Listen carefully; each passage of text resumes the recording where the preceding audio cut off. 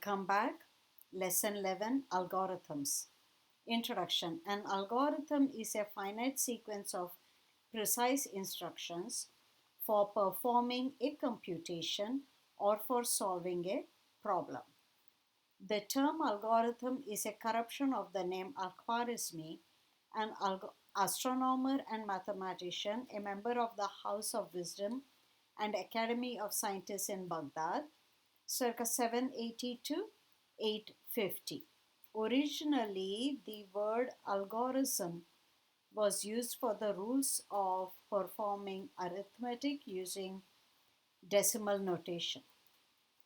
Algorithm evolved into the word algorithm by the 18th century. Now, example 1. Describe an algorithm for finding the maximum, which is the largest value in a finite set of integers. Okay, so you're given a collection of finite set of integers. First, we present steps in natural English. Set the temporary maximum equal to the first integer in the sequence. So let's pretend we have a bunch of integers, right? So I don't know, 10, 12, 1, 3, 9, 20, 13, 15. So by looking, we know that 20 is the maximum. But a computer does not look, it tests every number, right? So set the temporary maximum equal to the first integer.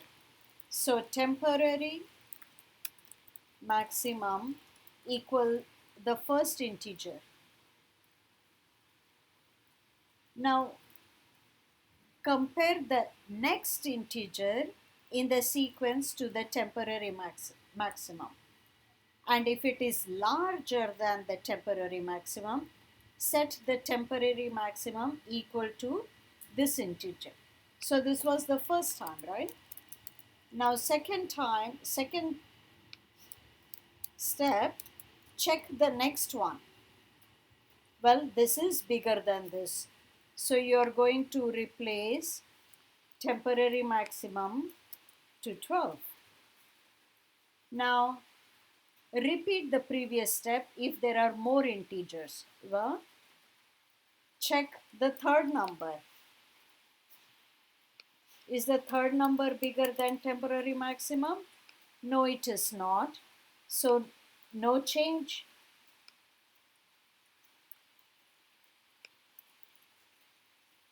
Fourth integer, no change.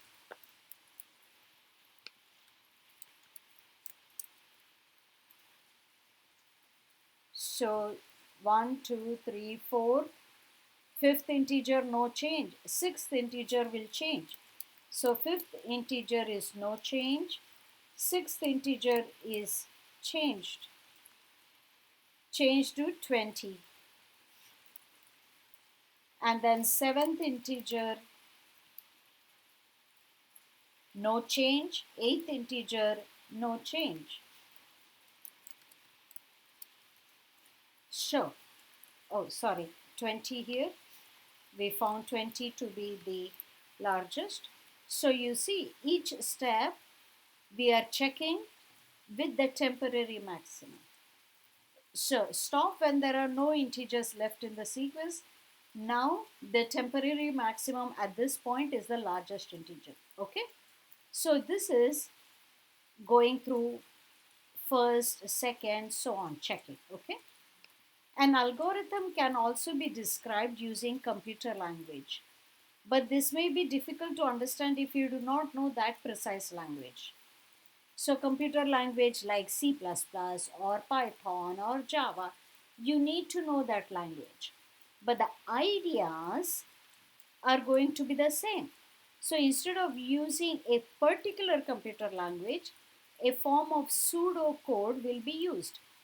Pseudocode is an intermediate step between natural English language and any particular computer language you may use. The appendix 3 of the textbook has more information on pseudocode. Okay. Now, a pseudocode description of the algorithm we just presented above is given below. So, this is the first algorithm of our section. Find the maximum element in a finite sequence. The procedure name is max, a1 through an, which are integers. To begin with, max is as a1. So a1 is assigned to max. So that's your temporary max in our English language there, right? Now go for I from 2 to n. So I running from 2 until n. You see, the very first entry is assigned to max. So now you are going to check the next entries, right? So if max, the current max is less than where you are presently located, then update the max. Okay.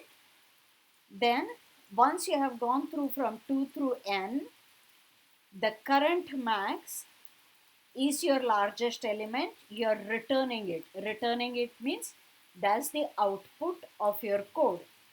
All right. This is the input, that's the output. Procedure is the procedure for the algorithm. This is name of your function or algorithm basically. Okay. Properties of algorithms. What do we need? First, we need an input. An algorithm has input values from a specified set. Output. From each set of input values, an output produces output values from a specified set. Output values are the solution to the problem. Definiteness. The steps of an algorithm must be defined precisely. Correctness. An algorithm should produce the correct output values for each set of input values. Finiteness. This is important. An algorithm should produce the desired output after a finite number of steps.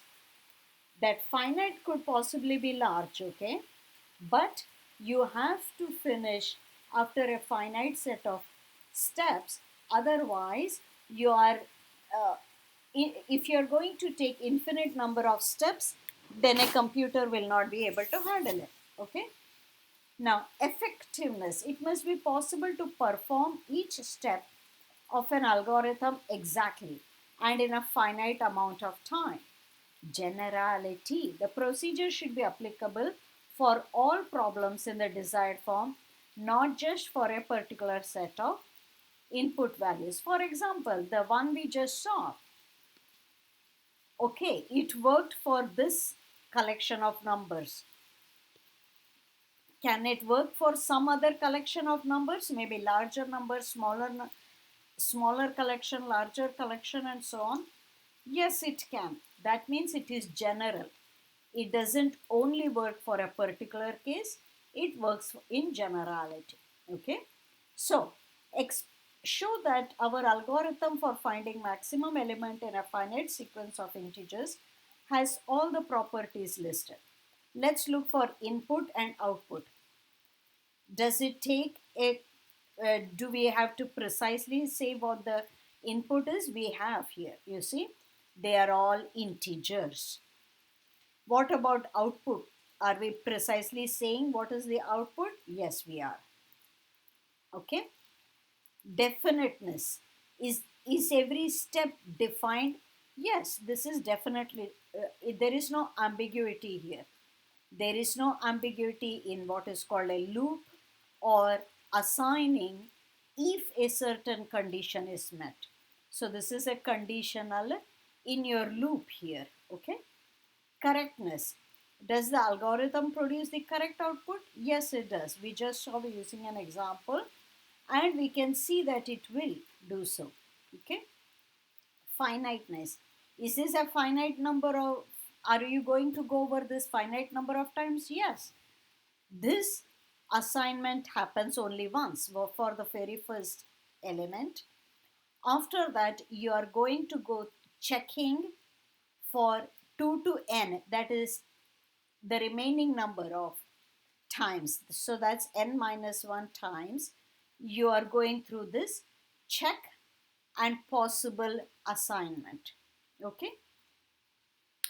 Then effectiveness. It must be able to perform algorithm in an exactly and in a finite amount of time. Of course, it works in a finite amount of time. We went through only n steps, one here, and these are n, and at the end you are returning. So at most you can say n plus 1. Generality, this procedure is applicable to more than one example. Give me any example, we can apply this algorithm. Okay. So this satisfies all the properties that algorithms must. Okay. We'll continue with the next set of algorithms in our next video.